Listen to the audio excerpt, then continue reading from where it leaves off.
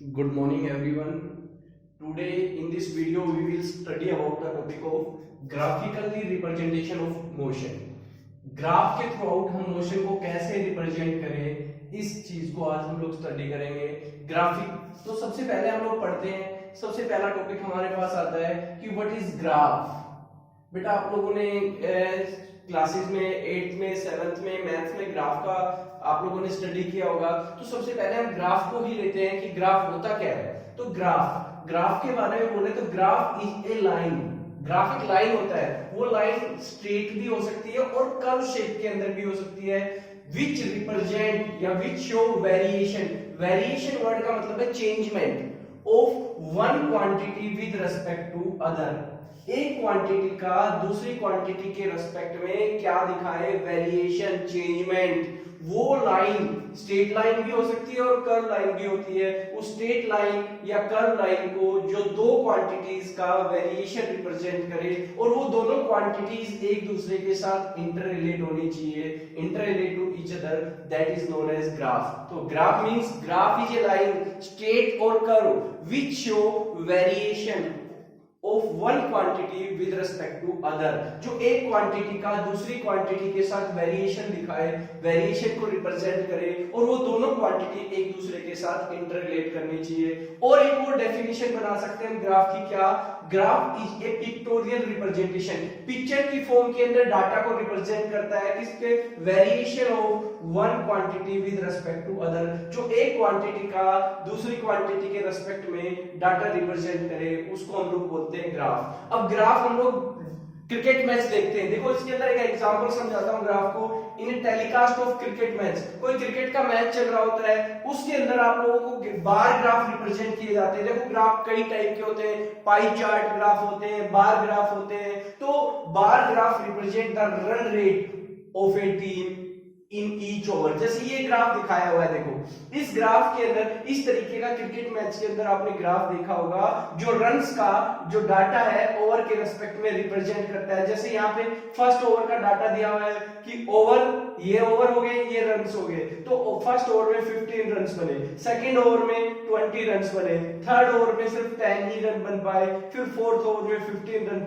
बन पाए। तो यानी कि दो वेरिएशन। देखो ओवर और रन एक दूसरे से रिलेटेड है भाई, ओवर डाले जाएंगे तब रन बनेंगे क्रिकेट के मैच के अंदर। तो ये दोनों इंटर रिलेटेड है। इन दोनों के जो वेरिएशन को, जो चेंजमेंट को, कि ओवर के रेस्पेक्ट में रन में क्या चेंजमेंट आया, उस रिप्रेजेंटेशन को हम बोलते हैं ग्राफ। और ये एक बार ग्राफ दिखाया गया है। अब देखो बार ग्राफ के अंदर रन वर्सेस ओवर के बारे में दिखाया गया है। अब हमारे पास देखे इन दो क्वांटिटी, जो मैं दो क्वांटिटी बता रहा हूं, रन्स और ओवर्स, इन जो इंटर रिलेट होती है उनके अंदर एक इंडिपेंडेंट वेरिएबल होता है और एक होता है डिपेंडेंट। देखो लिखा हुआ है out of these quantity one is known age dependent variable. नाम से पता चल रहा है जो डिपेंड करता है, और अनदर जो है वो क्वांटिटी जो होती है उसको क्या बोलते हैं हम लोग, इंडिपेंडेंट वेरिएबल। तो सबसे पहले हम डिपेंडेंट और इंडिपेंडेंट वेरिएबल को पढ़ते हैं कि इंडिपेंडेंट वेरिएबल क्या होता है और डिपेंडेंट वेरिएबल क्या होता है। इंडिपेंडेंट, देखो नाम से ही पता चल रहा है इंडिपेंडेंट वेरिएबल,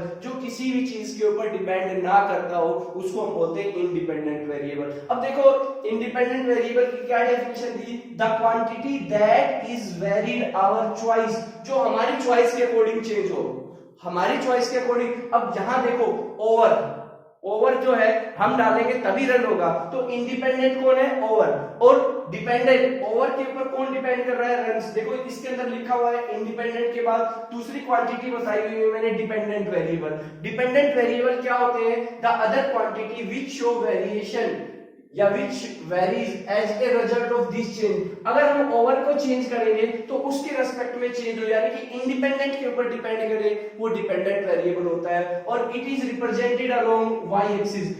इंडिपेंडेंट हमेशा किसके अकॉर्डिंग रिप्रेजेंट किया जाता है, एक्स एक्सिस के अलोंग रिप्रेजेंट किया जाता है। और जो डिपेंडेंट होता है बेटा वो हमेशा वाई एक्सिस के अलोंग रिप्रेजेंट किया जाता है। अब देखो इसको समझाने के लिए पूरा एक ग्राफ दिया गया है। अभी हम दो टाइप के ग्राफ पढ़ेंगे, जिनमें एक टाइप का ग्राफ है डिस्टेंस टाइम ग्राफ और एक है वेलोसिटी टाइम ग्राफ। देखो यहाँ पे अगर देखा जाए इंडिपेंडेंट, हमेशा याद रखना इंडिपेंडेंट जो वेरिएबल होता है वो एक्स एक्सिस के अलोंग रखा जाता है, और जो डिपेंड करता है उस जिस इंडिपेंडेंट के ऊपर डिपेंड करता है वो हमेशा वाई एक्सिस के अकॉर्डिंग रिप्रेजेंट किया जाता है। तो जस्ट ये ग्राफ की रिप्रेजेंटेशन है कि ग्राफ होता क्या है। ग्राफ में तो दो वेरिएबल होते हैं, वो दो वेरिएबल एक इंडिपेंडेंट होता है, एक डिपेंडेंट होता है। इंडिपेंडेंट हमेशा किसके अंदर रखा जाता है, एक्स एक्सिस के अकॉर्डिंग, और डिपेंडेंट जो होता है, अब देखो जैसे इंडिपेंडेंट और डिपेंडेंट को यहाँ ओवर वर्सेस रन, ओवर और रन के अंदर रन देखा जाए और ओवर देखा जाए, तो सबसे पहले अगर हम ओवर ही नहीं यूज डालेंगे,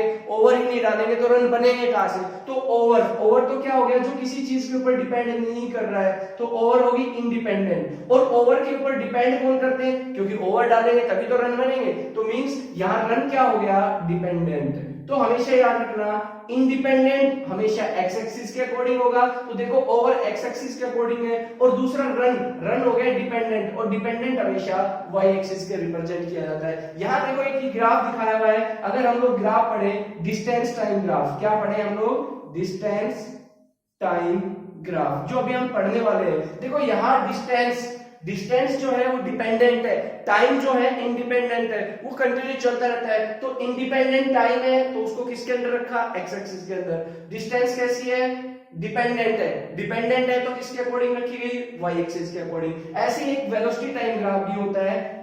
दोनों ग्राफों को अभी हम लोग स्टडी करने वाले हैं, डिस्टेंस टाइम और वेलोसिटी टाइम ग्राफ को वन बाय वन करके डिफरेंट केसेस पे हम स्टडी करेंगे। तो वेलोसिटी, वेलोसिटी डिपेंड करती है टाइम के ऊपर, तो टाइम कैसा हो गया, इंडिपेंडेंट, और वेलोसिटी कैसी होगी बेटा, डिपेंड। तो मींस वेलोसिटी इंडिपेंडेंट नहीं है, टाइम इंडिपेंडेंट है, और वेलोसिटी टाइम के ऊपर डिपेंड करती है। तो डिपेंडेंट वाई एक्सिस, तो वेलोसिटी डिपेंडेंट होगी, तो ये किसके अकॉर्डिंग रखी जाएगी, वाई एक्सिस के। और टाइम जो है वो आप लोगों के पास इंडिपेंडेंट है, वो किसके अंदर रखा जाएगा, हमारे पास एक्स एक्सिस के अकॉर्डिंग। अब हम लोग डिस्कस से नेक्स्ट वन बाय वन करके डिस्टेंस टाइम ग्राफ और वेलोसिटी टाइम ग्राफ को स्टडी करते हैं। तो हम यहाँ पे डिस्कस कर रहे थे कि ग्राफ जो है डिस्टेंस टाइम ग्राफ को लेते हैं। सबसे पहले हम लोग डिस्टेंस टाइम ग्राफ को स्टडी करते हैं। तो डिस्टेंस टाइम ग्राफ जो होता है वो सबसे पहले क्या बताता है, डिस्टेंस टाइम ग्राफ बताता है कि किसी भी ऑब्जेक्ट की जो डिस्टेंस होती है, डिस्टेंस टाइम ग्राफ क्या रिप्रेजेंट करता है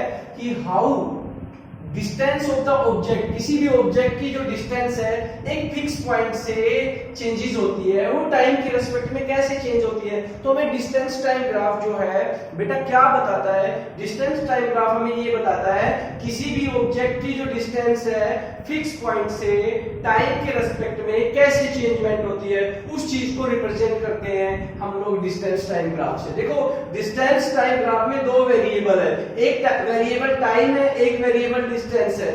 जो टाइम वेरिएबल है वो इंडिपेंडेंट वेरिएबल है, इंडिपेंडेंट वेरिएबल, टाइम कंटिन्यू चलता रहता है, जो किसी भी चीज के ऊपर डिपेंड नहीं करता। तो टाइम हो गया इंडिपेंडेंट वेरिएबल। और इससे पहले मैंने अभी आपको पढ़ाया था कि इंडिपेंडेंट वेरिएबल होते हैं वो हमेशा एक्स एक्सिस के अलॉन्ग रखे जाते हैं। और दूसरा जो वेरिएबल है यहाँ पे वो डिस्टेंस है, क्योंकि वो डिस्टेंस क्या है, डिपेंड वेरिएबल है। डिपेंड क्यों है, क्योंकि वो टाइम के ऊपर डिपेंड करती है, टाइम के रिस्पेक्ट में चेंज होती है, तो डिपेंडेंट वेरिएबल हो गया। और डिपेंडेंट वेरिएबल हमेशा किस पे रखा जाता है, y एक्सिस के अकॉर्डिंग। अब हम लोगों ने पढ़ा है कि वेलोसिटी, वेलोसिटी का क्या फॉर्मूला होता है, डिस्प्लेसमेंट अपॉन टाइम बोल दो या distance in A given direction upon time बोल दो।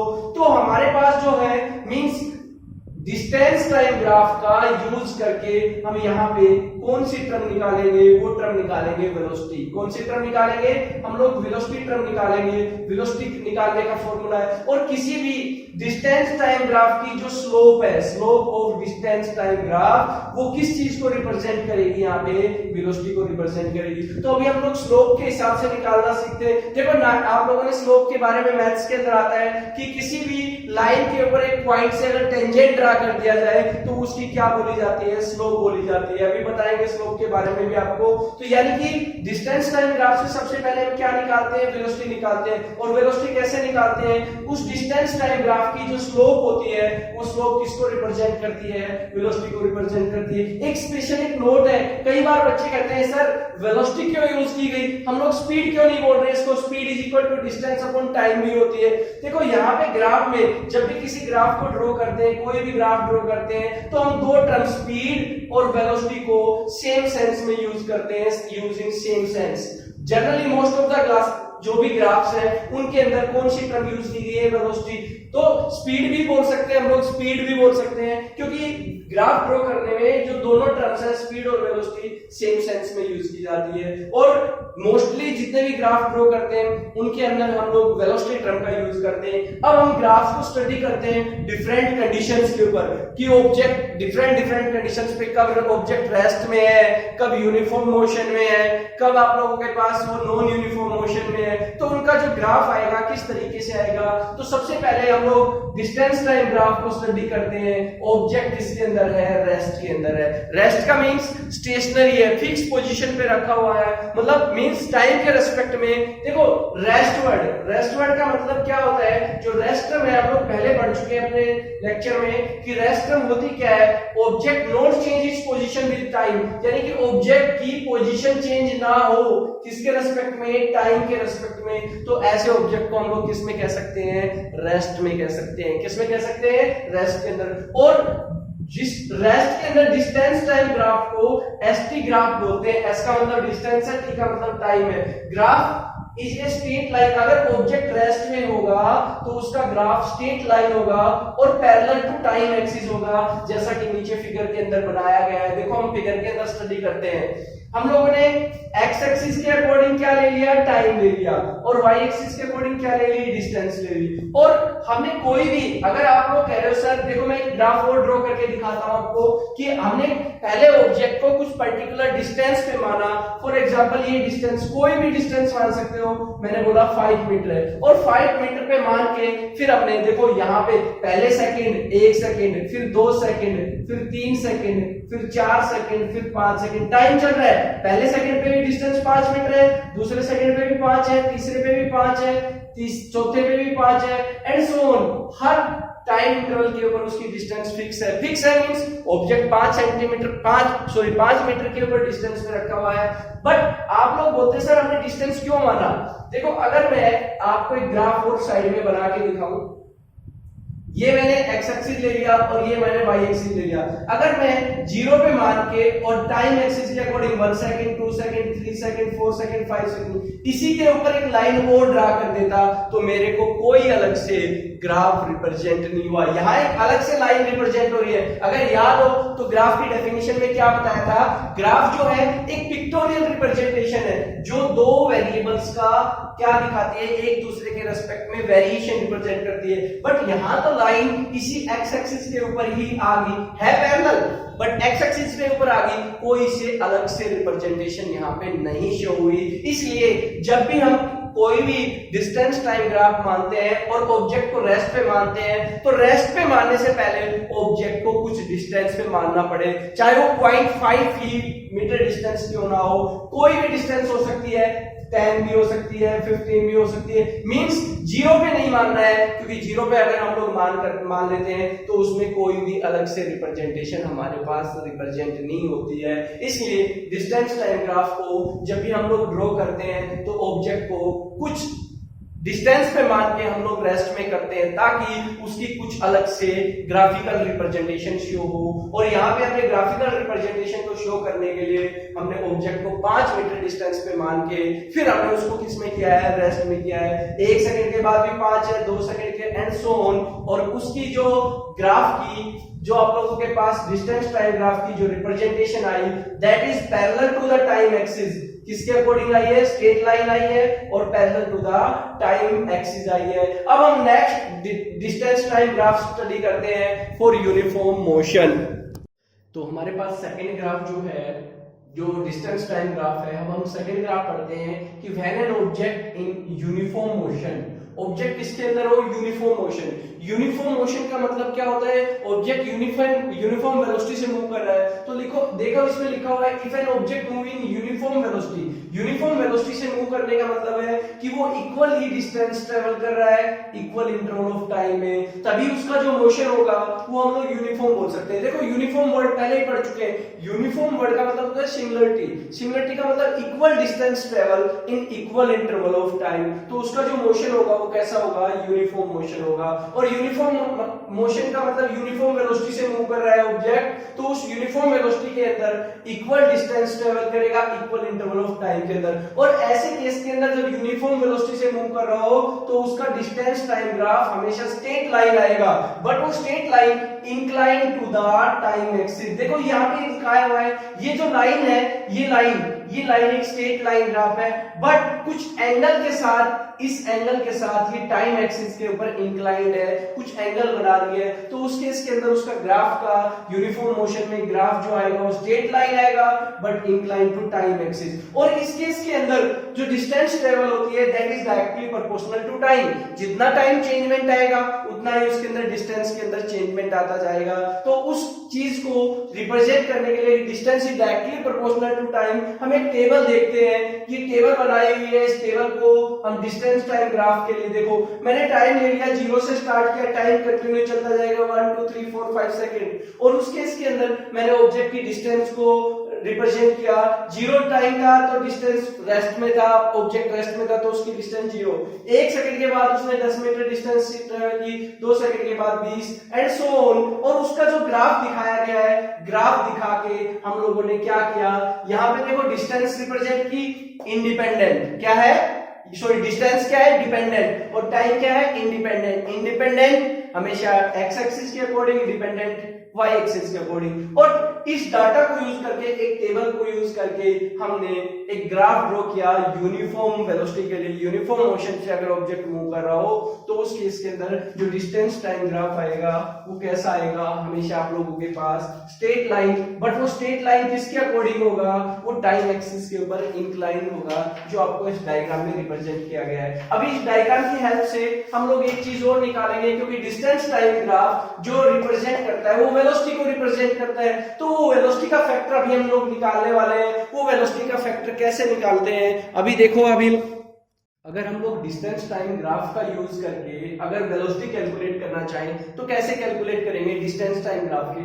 हम इस ग्राफ के ऊपर जो लाइन आई है इसके ऊपर 2 पॉइंट मान लेते हैं। We take 2 points A and B. मान लिया कि कार ए पॉइंट से और कार जो है बी पॉइंट पे जा रही है, तो उस केस के अंदर इसकी वेलोसिटी निकालो, ए से और बी तक जाने में उसने कितनी वेलोसिटी ली, तो कार की वेलोसिटी निकालनी है। तो देखो हमने कहा कि यहाँ ये एक्सिस टाइम एक्सिस को रिप्रेजेंट करता है, ये एक्सिस डिस्टेंस एक्सिस को रिप्रेजेंट करता है। तो मान लिया जाए, देखो याद रखना जितने भी डिस्टेंसेस होती है, चाहे वो टाइम एक्सिस के रेस्पेक्ट में हो, चाहे वो डिस्टेंस एक्सिस के रेस्पेक्ट में हो, ओरिजिन से मेजरमेंट की जाती है। ओरिजिन रेफरेंस पॉइंट होता है, इसी के रेस्पेक्ट में सारी डिस्टेंस मेजरमेंट की जाती है। मान लिया जाए ये ए पॉइंट है, ए पॉइंट तक उस ऑब्जेक्ट ने जाने में कितना टाइम लिया, यहां से और यहां तक का मैंने टाइम जो मान लिया t1 मान लिया।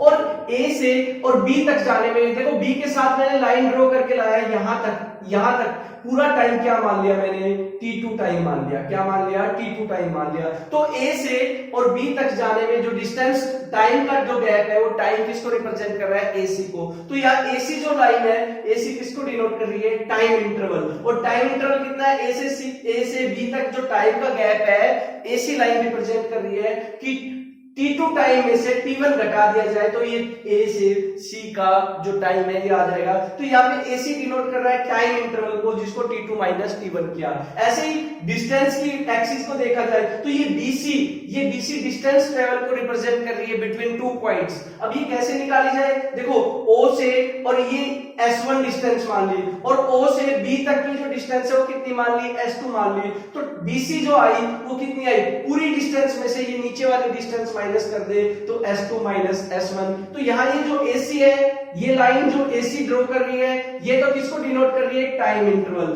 कि जब वो a पॉइंट से b पॉइंट तक गया तो उसने कितना टाइम लिया, पूरे टाइम t2 में से t1 माइनस कर दिया। और ये जो bc लाइन है, bc लाइन ये किसको डिनोट कर रही है, डिनोट्स कोरस्पोंडिंग डिस्टेंस, उस टाइम के रिस्पेक्ट में कितनी डिस्टेंस ट्रेवल की। और it can be seen from the above graph that a car moves from a point a to b। और कार कहां से कहां जा रही है, a पॉइंट से कहां जा रही है, b पॉइंट तक जा रही है। तो उस केस के अंदर कार ने कितनी डिस्टेंस ट्रेवल की, तो कार ने डिस्टेंस ट्रेवल की, it covers s2 minus s1 in t2 minus t1 time.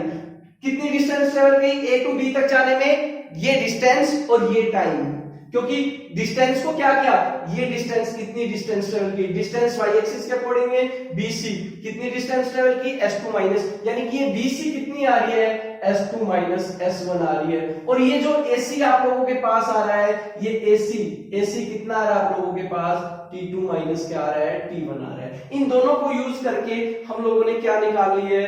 अब इसके अंदर याद रखना, हम लोग क्या निकालते हैं, डिस्टेंस टाइम ग्राफ का यूज करके हम इस कार की A से B तक क्या वेलोसिटी रही, वो वेलोसिटी निकालने का फॉर्मूला देखते हैं। देखो मैथमेटिकली दो तरीके से निकाली जा सकती है, ग्राफ से भी निकाली जा सकती है और थ्योरेटिकल मेथड से, अगर न्यूमेरिकल वैल्यूज मैग्नीट्यूड दिए हुए हो तो उनसे भी निकाली जा सकती है। वेलोसिटी का फॉर्मूला क्या पड़ा है, डिस्टेंस या डिस्प्लेसमेंट अपॉन टाइम, क्योंकि यहाँ हम लोग ग्राफ्स के अंदर स्पीड और वेलोसिटी को सेम लेते हैं, तो यहाँ डिस्टेंस और डिस्प्लेसमेंट दोनों के बारे में बता दिया। कितनी डिस्टेंस ट्रेवल की, S2 माइनस S1, और कितना टाइम लिया, T2 माइनस T1। और इसको निकालने का एक और तरीका है, अभी हम आपको बताते हैं कि जो स्पीड निकालने का या वेलोसिटी निकालने का फॉर्मूला है, अगर हम लोग इस लाइन की जो ओपी लाइन जो ग्राफ आई, अगर इसका मैं स्लोप निकाल लूं, क्या निकाल लूं, स्लोप। जैसे मैंने बताया था ये पॉइंट है, पॉइंट से कहीं भी हम लोग अगर टेंजेंट ड्रा कर दे, क्या ड्रा कर दे, टेंजेंट। टेंजेंट का मतलब 90 डिग्री का एंगल रिप्रेजेंट कर दे, तो वो उस केस के अंदर उसकी स्लोप को रिप्रेजेंट करता है।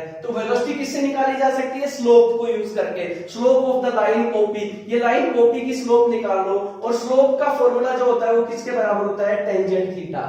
V इक्वल टू, अभी टेंजेंट थीटा क्या है, ये ट्रिग्नोमेट्री आती है। टेंजेंट थीटा में एक राइट एंगल ट्रायंगल के अंदर अगर परपेंडिकुलर साइड को बेस साइड से डिवाइड कर दिया जाए तो वो टेंजेंट थीटा के बराबर होता है। किसके बराबर होता है, परपेंडिकुलर साइड। जैसे ये राइट एंगल ट्रायंगल है A, B और C, ये राइट एंगल ट्रायंगल है, इसमें ये जो एंगल है ये 90 डिग्री का है, तो ये साइड इसकी परपेंडिकुलर, BC परपेंडिकुलर हो गया, AC इसका क्या हो गया, बेस, और AB क्या हो गया, इसका हाइपोटेन्यूज। अगर इस परपेंडिकुलर साइड को अगर इस बेस साइड से डिवाइड कर दिया जाए तो टेंजेंट थीटा होता है। ये मैथ्स के अंदर, ट्रिग्नोमेट्री के अंदर आता है। तो टेंजेंट थीटा स्लोप को रिप्रेजेंट करता है, और टेंजेंट थीटा निकालने का फॉर्मूला क्या है, अगर उस राइट एंगल ट्रायंगल की परपेंडिकुलर साइड को बेस से डिवाइड कर दिया जाए। तो यहाँ परपेंडिकुलर साइड कौन सी है, परपेंडिकुलर साइड इस ट्रायंगल के अंदर, क्योंकि हमने A से B तक का आप लोगों ने स्पीड निकालनी है, A से B दो पॉइंट्स के बीच में, तो इन दो पॉइंट्स के बीच में ये परपेंडिकुलर साइड होगी,